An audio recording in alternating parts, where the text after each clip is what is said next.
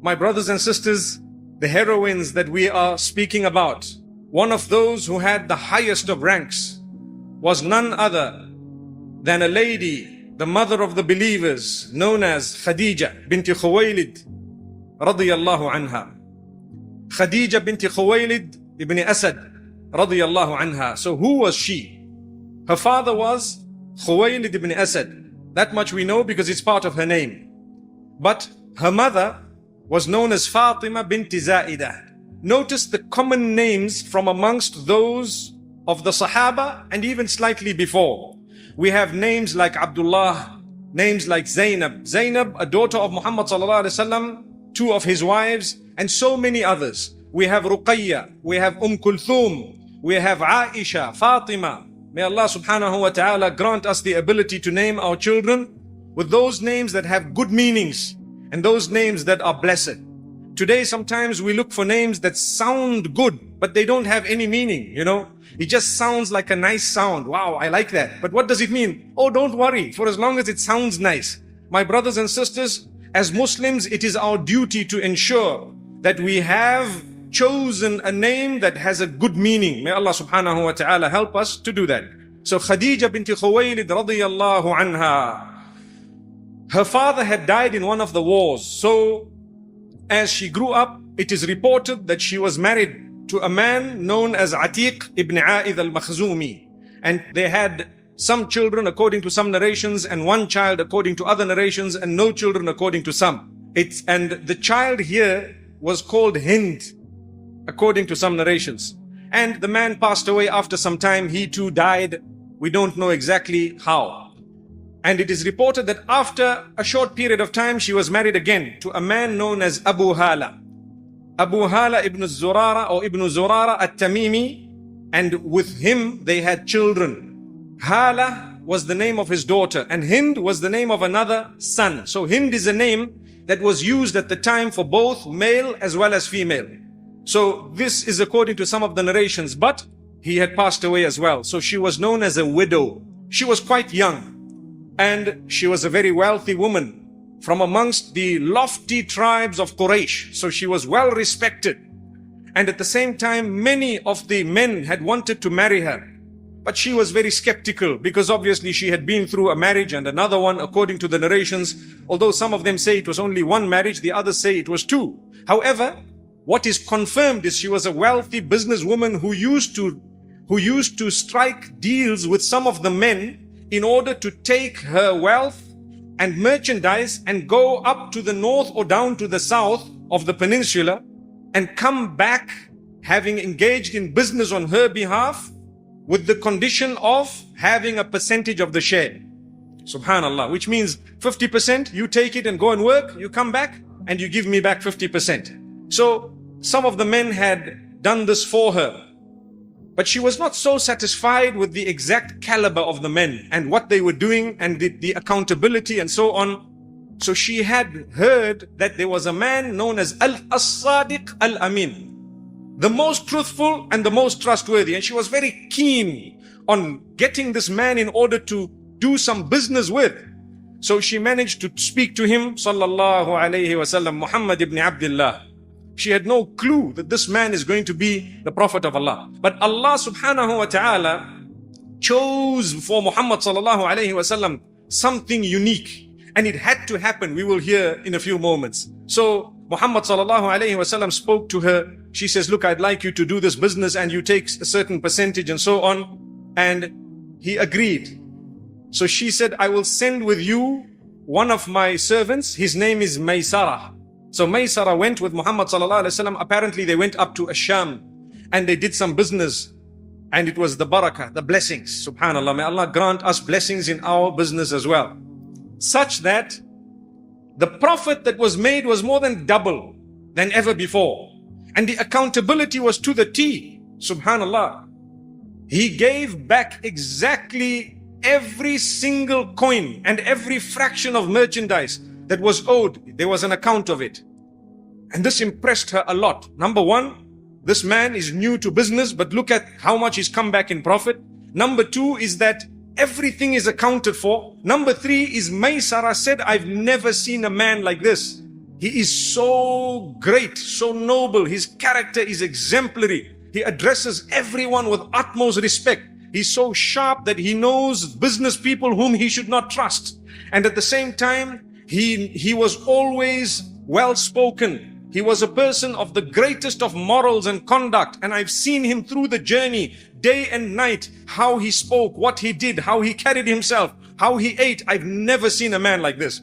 So when this happened, she now thought to herself, I'm quite an old woman. By this time, she was approximately, the narrations actually differ as to the exact age of Khadija bint Khuwaylid radiallahu anha. Some of them say she was 35, some say she was 25, some say she was 28. But the most common narration, she was 40 years old. We will stick to that inshallah.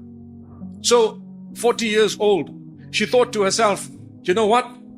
I think maybe I should see if maybe I can get this man convinced to marry me. Subhanallah. Now, young man, 25, known as the most honest, the most trustworthy. Quraysh looked up to Muhammad sallallahu alaihi wasallam so much prior to him becoming a prophet. They looked up to him, no doubt. There was no doubt in Quraysh that he was the most trusted person amongst them all. They knew that. So, subhanallah, she spoke to a friend of hers.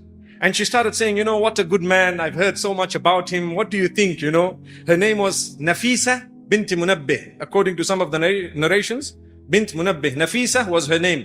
She was a very close friend of Khadija bint Khuwaylid radiallahu anha. So she said, no, he's a good man. Let's see what we can do and so on. And, spoke well about him. And at the same time, she decided, right, I'm going to make this match. It's going to happen.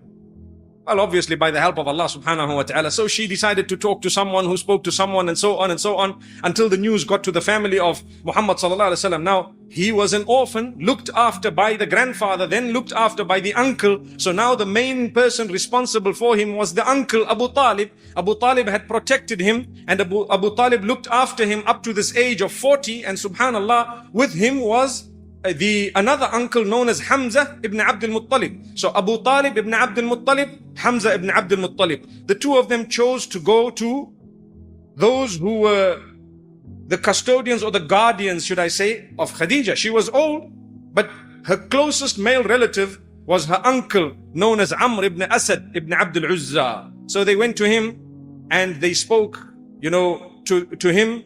They pursued this proposal. It continued and it ended in a nikah, in a marriage, according to what they did at the time. A marriage would mean that the one family agrees with the other, the two were married, and subhanallah, they lived as a couple.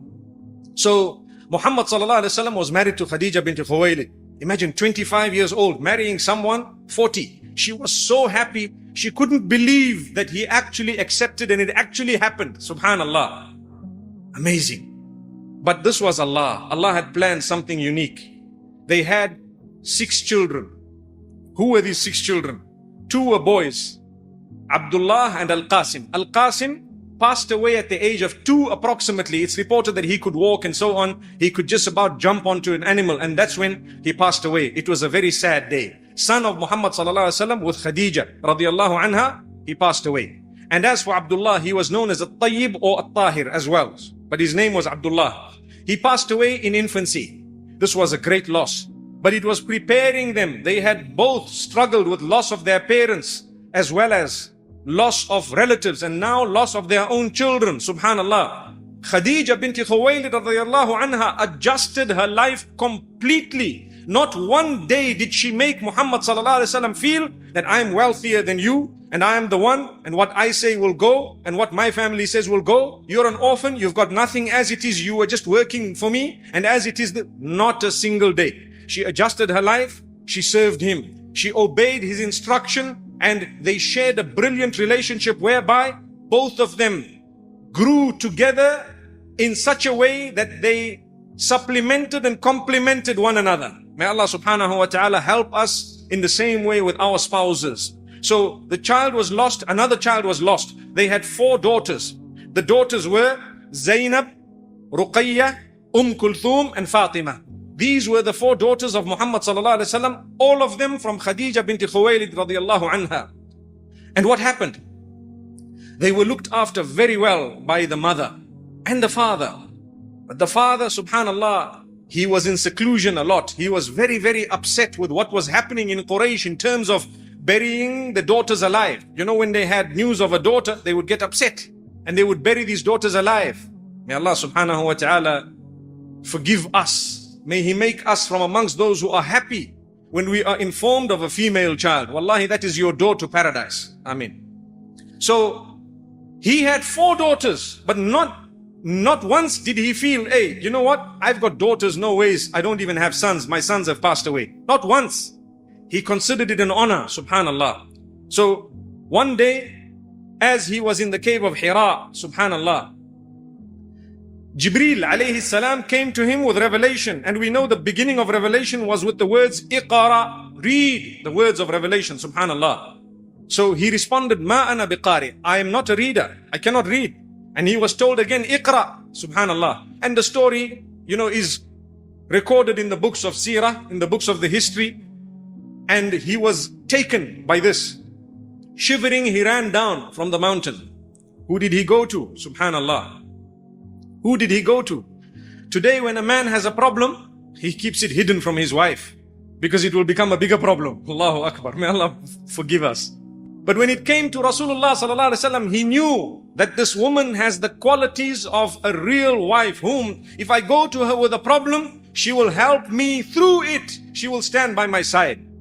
This was the relationship. And she knew him to be the most honest, the most trustworthy, a unique individual, the greatest of mankind and the greatest of all the creatures of Allah subhanahu wa ta'ala. So she knew the credentials of this individual. She was, subhanallah, seeing him, witnessing him come, shivering. And he says, Zammiluni, Zammiluni, you know, cover me, cover me. And immediately she covered him, she embraced him. What is it? So he mentions the story, I was in the cave. And this is what happened to me with every single detail.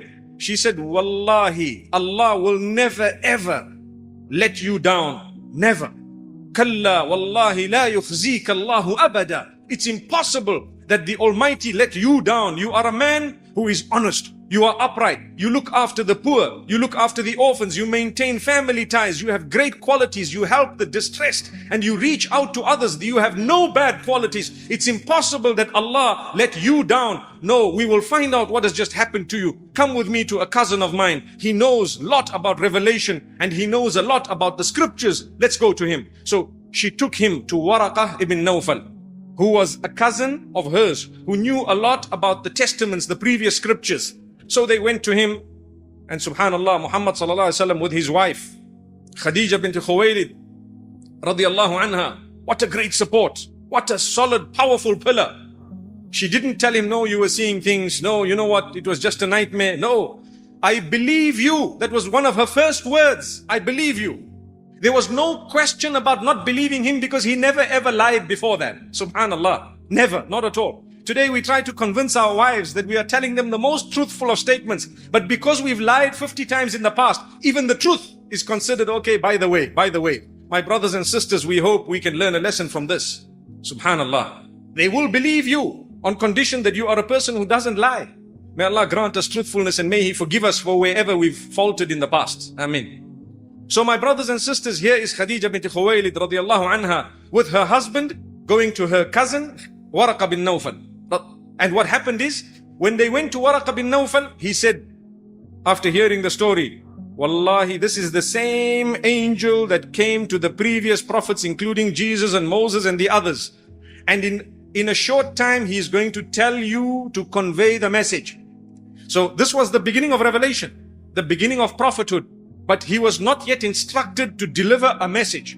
That was going to come in the next revelation. Subhanallah. Waraqah bin Nawfal, it's reported that he passed away before the day that Muhammad sallallahu alaihi wasallam was instructed to convey the message. So he says, I wish that I am present the day you are instructed to convey the message. That was one of his statements, Waraqah bin Nawfal. Anyway, going back to our heroine of today. Subhanallah. Khadija bint Khuwaylid radiyallahu anha. So she comes back with Muhammad sallallahu alaihi wasallam being, there's no dispute, she was the first to accept his message from all human beings. The first. No one had accepted it before her because she was the first to be approached. Subhanallah. So Khadija bint Khuwaylid radiyallahu anha, she now accepts the message. And this is when Muhammad sallallahu alaihi wasallam later on started informing the others. And amazingly, Then you have Abu Bakr as-Siddiq, Ali ibn Abi Talib radiallahu an, and Zayd ibn Haritha radiallahu an, and the others who started accepting Islam. And then Quraysh starts with all their harm. And Khadija bint Khuwaylid was a powerful woman in Quraysh. She had business links. Today, if you are to boycott someone, it's one of the most powerful ways of destroying them to boycott. The most powerful way.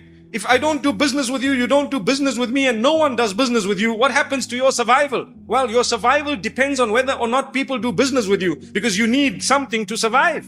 May Allah subhanahu wa ta'ala grant us an understanding. So here you have Khadija bint Khuwaylid radiallahu anha, and she was so unique. She used her power in terms of economic power, to protect Muhammad sallallahu alayhi wasallam over and above the support as a wife that she had. So this is why later on Muhammad sallallahu alayhi wasallam says, she spent on me when the others held back. Subhanallah. Do you know that there was a time when Quraysh had chosen to surround them and boycott them for almost 3 years? What had happened? A lot of the wealth was Khadija bint Khuwaylid radiallahu anha. They were fed sometimes through what she had. May Allah subhanahu wa ta'ala grant us ease. May He grant us the ability to spend our wealth in the right path.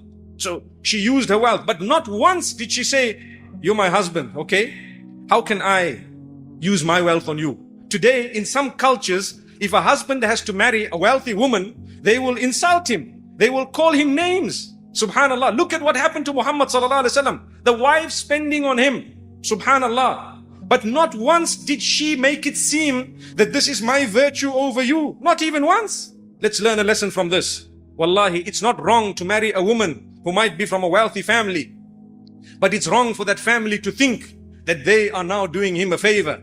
May Allah subhanahu wa ta'ala help us. It is actually two ways.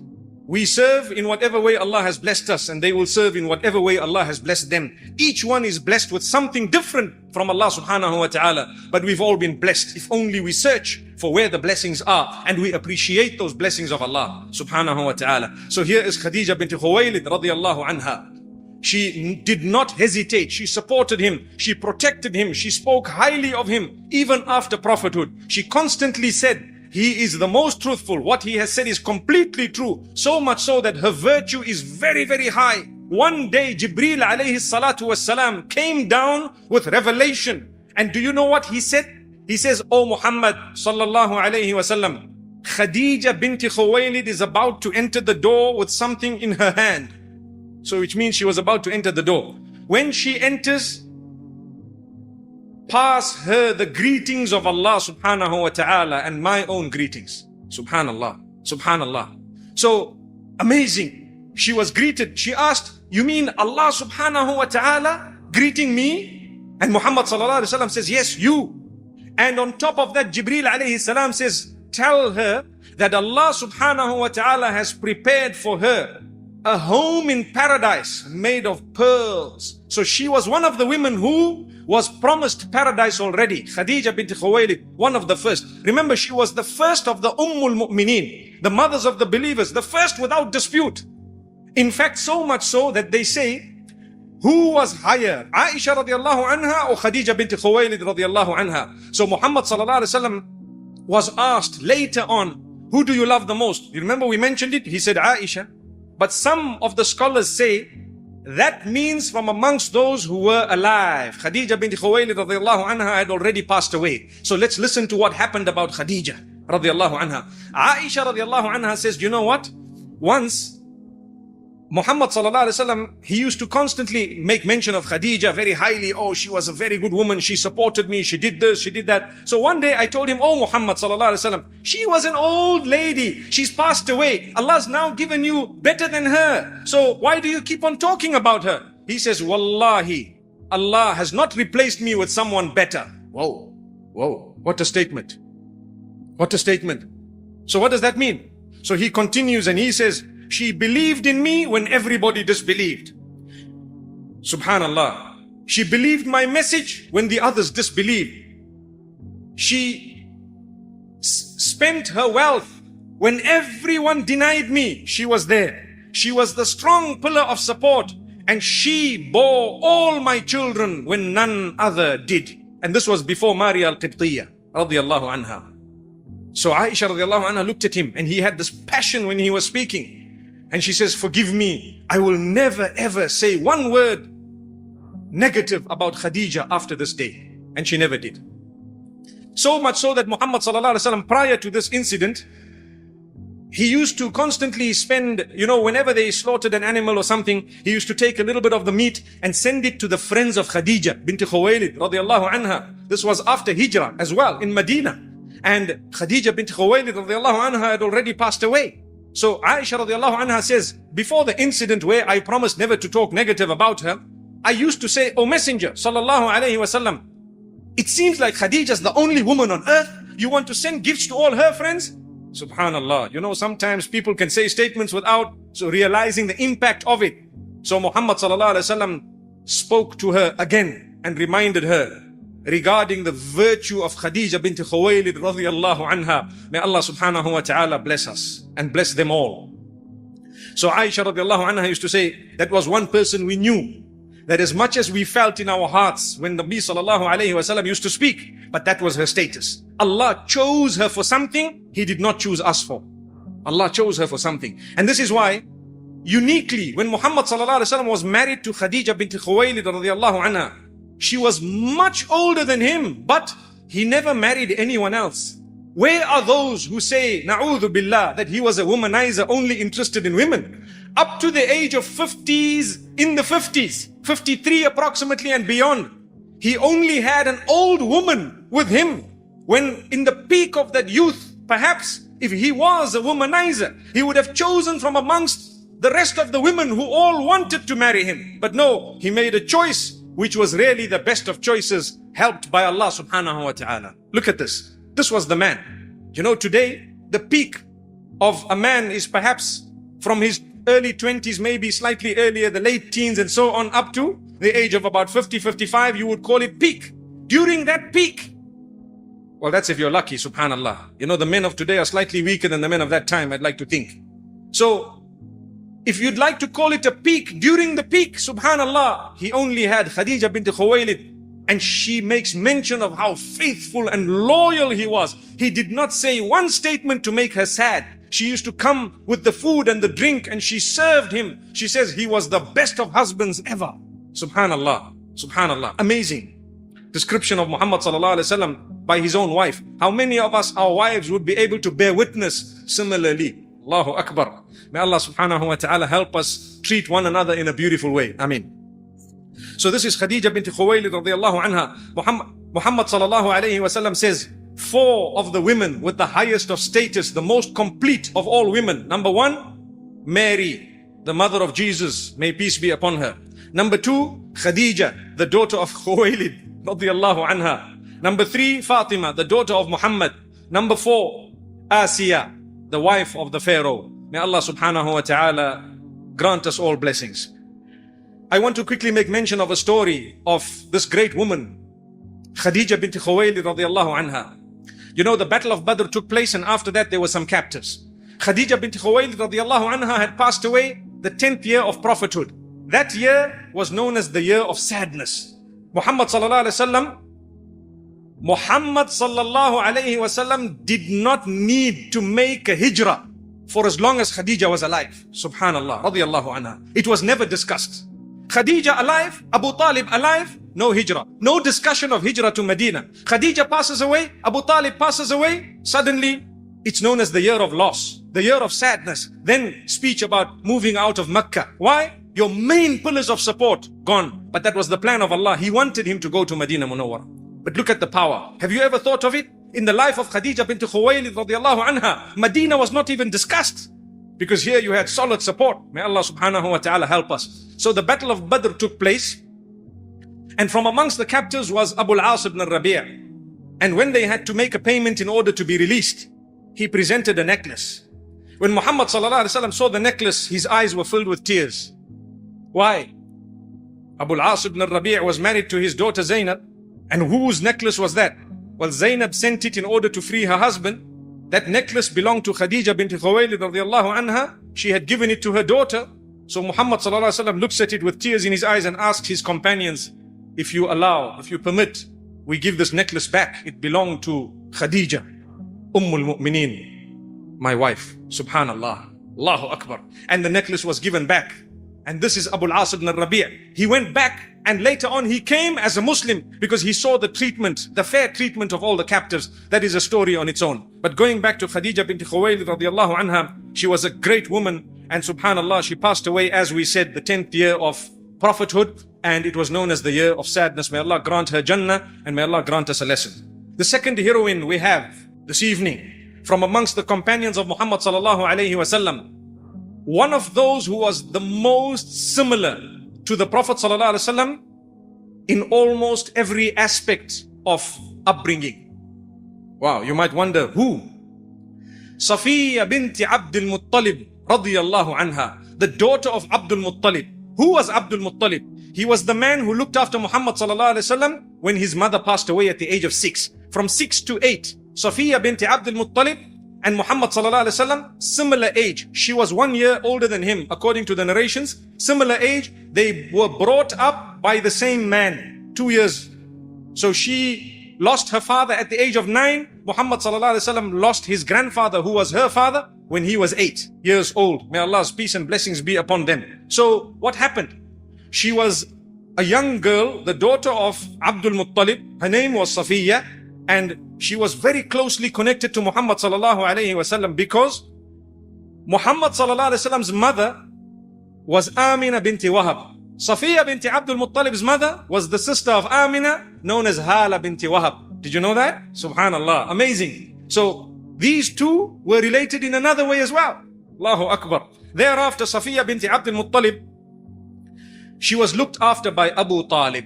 According to some of the narrations, the most correct of the narrations, the same man, the uncle who looked after Muhammad sallallahu alaihi wasallam, also took care of Safiya binti Abdul Muttalib. So this is how they grew up. And it is reported that her features also resembled some of what Muhammad sallallahu alaihi wasallam had. Obviously, she was the aunt. Now, she was a woman who was married to Al-Harith ibn Harb. Who was that? The brother of Abu Sufyan ibn Harb, the leader of Quraysh, one of the leaders of Quraysh. His brother was married to Safiya binti Abdul Muttalib, but he died. When he died, she was married over to a man. Listen to this. Al-Awwam ibn Khuwaylid. So who is Al-Awwam ibn Khuwaylid? On one hand, Muhammad sallallahu alaihi wasallam is married to Khadija bint Khuwaylid.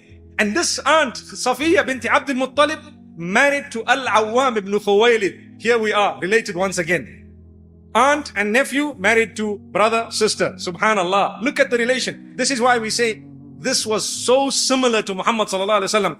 Now, listen to how she accepted Islam. Muhammad sallallahu alaihi wasallam, given nubuwwah, given prophethood, told, وَأَنذِرْ عَشِيرَتَكَ الْأَقْرَبِينَ. Get up and warn your family and those who are close to you, the kinsmen. So what he did, he got the hold of the whole of Bani Abdul Muttalib. And he says, oh you people, accept Islam. This is who I am, and so on. From amongst them, he took some names of people. He says, I want you to accept Islam, accept this message. So he says, Ya Fatima bint Muhammad, O Fatima, daughter of Muhammad. O Safiya, daughter of Abdul Muttalib. I cannot protect you from Allah in any way, but you accept this deen. Subhanallah. And that is when the nur of Islam entered her heart. She grew up with this man. She knew the man. She knew everything about him. She knew he was honest. Immediately, she chose Islam. She said, no, this nephew of mine is totally honest. I believe what he's saying. So it's reported that her and her son, Az-Zubayr ibn al-Awwam, look at that. Zubayr ibn al-Awwam was known as the disciple of Muhammad sallallahu alaihi wasallam. They accept Islam at a similar time that her brother accepted Islam. So who was her brother? Hamza ibn Abdul Muttalib. Subhanallah. Look at how closely connected this woman was. Safiya binti Abdul Muttalib radiyallahu anha. She was a woman who was tested by Allah. She was widowed once. She married again. Al-Awwam passed away, widowed a second time. And subhanallah, she was patient. She was very brave. She looked after her child on her own, her children. One of them was Zubayr ibn al-Awwam radiyallahu anhu. Young boy, she was very strict with him. It is reported she used to beat him sometimes, but in a loving way. So his uncle, her in-laws, so to speak, used to interfere a lot in the upbringing. Up to this day, you have in-laws interfering in the upbringing of children, and women complain, you know, my in-laws are doing this. Relax. Give her chance. Give them their chance. They know what they're doing. If you want to guide them, talk to them in a respectful way. but don't start interfering as though these are your own children and you're going to bring them up. They might be your grandchildren. You have definitely a right to guide, but you don't have a right to interfere. May Allah subhanahu wa ta'ala help us. So Nawfal ibn Khuwaylid, who was the uncle, he used to tell her, how do you beat this child? You better leave him alone. And they used to try to spoil the child more. She said, no ways, I'm not going to allow you to spoil this child. I know that I love the child and he loves me, but I'm disciplining him because I want him to grow up to be a brave man and to be a man who understands values. And this, as Zubayr ibn al-Awwam used to appreciate right up to the point of his death. He appreciated his mother and how she brought him up, even though she was a little bit hard. Nawfal ibn Khuwaylid was one of those who used to harm as Zubayr ibn al-Awwam after he accepted Islam. So what was the point? When I'm a child, you want to spoil me. When I'm an adult now, you want to harm me. Allahu Akbar. So these are sometimes, those who are distant. May Allah subhanahu wa ta'ala help us to fulfill the rights of one another. So Safiya bint Abdul Muttalib, she was a woman who learnt a little bit of battle herself. She knew how to aim. She used to train her little child regarding spears and bows and arrows and so on. And she was a very knowledgeable person. She was also known as a poet. She has a lot of poetry that is recorded. And subhanallah, she was known as a poet. She accepted Islam, as I've made mention of. She was one of the first few to accept Islam. And also when the hijrah was permitted to Medina, she was also one of the first to have made the hijrah. May Allah subhanahu wa ta'ala help us in every way. She left everything behind in Makkatul Mukarramah and she went out in the hijrah. Everything. She did not mind. She was a person who used to say that if I have to do something, if it's for the sake of Allah, I don't mind what I have to endure in its path. I will get it done. Subhanallah. So whatever was for the sake of Allah, she was happy and she did it. The hijrah for the sake of Allah, with a smile she did it. Why? She knew I'm leaving materialistic items behind, but this is going to please Allah. I'm gone. Subhanallah. So it is reported that the battle of Uhud took place. And Safiya bint Abdul Muttalib was one of those who witnessed the battle. Like we said, the women used to come across, they used to quench the thirst of those who were fighting and so on. And at the same time, they helped morally and in various other ways. So when she saw the mushrikeen coming towards Muhammad sallallahu alaihi wasallam, this was right at the end of the battle. As Zubayr ibn al-Awwam was now there with Muhammad sallallahu alaihi wasallam, she rushed forth through the enemy lines. There were a few left. And Muhammad sallallahu alaihi wasallam saw her coming and he says, oh Zubayr, look at your mother. Be careful. Make sure she does not see your uncle. Your uncle meaning the Hamza ibn Abdul Muttalib. So Zubayr ibn al-Awwam says, oh my mother, Muhammad sallallahu alaihi wasallam is telling you to stay away. She says, why should I stay away? Not in defiance, but trying to say, I'm strong enough. I can. So Muhammad sallallahu alaihi wasallam looked and saw that she was really, she was so strong in her intention. So he says, it's okay, let her through. She came through and she started asking. And the next thing she sees Hamza, going towards Hamza. And the Prophet ﷺ had already warned her to say, look, he has been mutilated. Don't even go there. She says, no, may I? She got the permission and when she went, she says, oh messenger, I will bear patience. And I know Allah will reward me for what I have endured through my life. I know it. She had endured so much, but she always said, no matter what has happened, today my brother, the one I grew up with, I will endure witnessing what I'm witnessing today. And I ask Allah to reward me for the sabr and the patience that I'm bearing. Subhanallah. Who had just been lost? It was Hamza ibn Abdul Muttalib, her brother. She was an orphan child, meaning at a certain age, the age of 9, she lost her father. She was young. And as she grew up, she had memories of her brother and so many different things. And now here he is mutilated. May Allah subhanahu wa ta'ala grant us all protection. Here, she was very patient. She made a great dua, subhanallah, to Allah subhanahu wa ta'ala. But there is a story we will end with, inshallah. And that is the Battle of Khandaq. When the trench was dug around Medina Munawwara, Muhammad sallallahu alaihi wasallam always used to take the women and children and put them into a little fortified area. So during the Battle of Khandaq, the men were all busy near where the trench was dug and various other places surrounding Medina Munawwara. And what happened to the women and children? They were placed into the fort belonging to Hassan ibn Thabit. It was the strongest and the best of all the forts that existed in and around Medina Munawwara. So they were all there and the men had gone. So Safiya bint Abdul Muttalib notices that there is a man from amongst the enemies who is lounging around here. He's come and he's walking and he's trying to look. He doesn't know that we are in here, but definitely he must be wanting to see as a spy whether there are men here. And from the top of the fort, she could see this man. So she decided, you know what? We're not going to let the enemy think that we're all alone here, because they might come in. And the enemy here meant those from amongst Banu Nadir and so on, who had broken the treaty on that day. You know, Banu Nadir, Banu Qaynuqa and the others, they had a treaty with the Muslimin. They broke the treaty because they thought this day the Muslims are not going to win. So they wanted to harm the Muslims from inside. So one of these men from Banu Nadir, he was trying to harm the Muslimin, spying on them. So she decided to do something. What did she do? She took a pole and she held it. She opened the door slightly. She waited to see where the man was. When he was in a proper position where she could swipe at him, she hit him with that pole. The man dropped. She hit him again and again. And then she took his body and she threw it down the fort in a way that it landed in Banu Nadir. They saw this dead body or a part of it, subhanallah. And they said, oh, that means there's some men and some strong people in that hisn. So they didn't dare go close to that place again, subhanallah.